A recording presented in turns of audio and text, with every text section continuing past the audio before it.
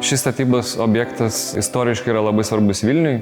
Ši teritorija visa priklausė Švento Jokūbo ligoniniai, kuri dirba beveik 200 metų.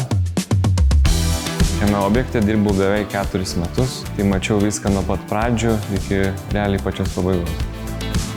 Šiuo metu esu atsakingas už pastatų pridavimo dokumentaciją.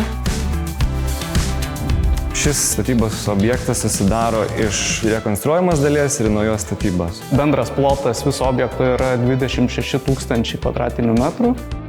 Nuo pat statybos pradžios pradėjome naudoti popierinį statybos darbų žurnalą. Jų turėjome virš 40.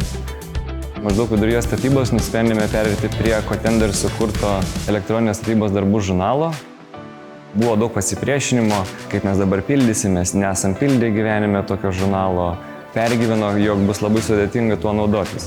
Tačiau aš asmeniškai labai skatinau naudoti elektroninės statybos darbų žurnalą. Pamatėme labai daug teigiamų dalykų. Vienas iš elektroninės statybos darbų žurnalo privalumų tai yra darbų kopijavimas. Atlikdamas naujus darbus gali tiesiog nukopijuoti visą įrašą vienu mygtuko paspaudimu, pakeisti aukštą, ašis, o visi medžiagiškumai, deklaracijos persikopijuoja į naują įrašą. Kai vienas subrangovas pabaigia darbus ir kitas subrangovas perima ir toliau, jisai gali pagal eiliškumą bei numeraciją tęsti praeito subrangovo pradėtų darbų.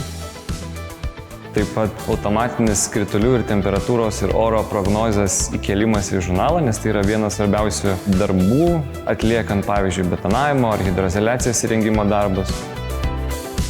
O atėjus gaisrinės saugos ekspertui, jo klausimas būna, kokios yra durys sumontuotos, iš ko jos pagamintos. Tai elektroniniams statybos darbų žurnale labai lengva surasti šią informaciją, tiesiog pasirinkus durų numerį pagal projektą ir atsirinkus tam tikras deklaracijas.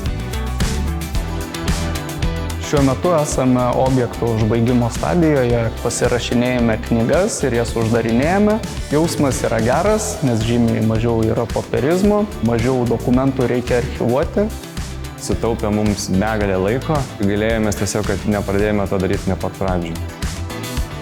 Aišku, elektroninį statybos darbų žurnalą naudosime ir ateityje.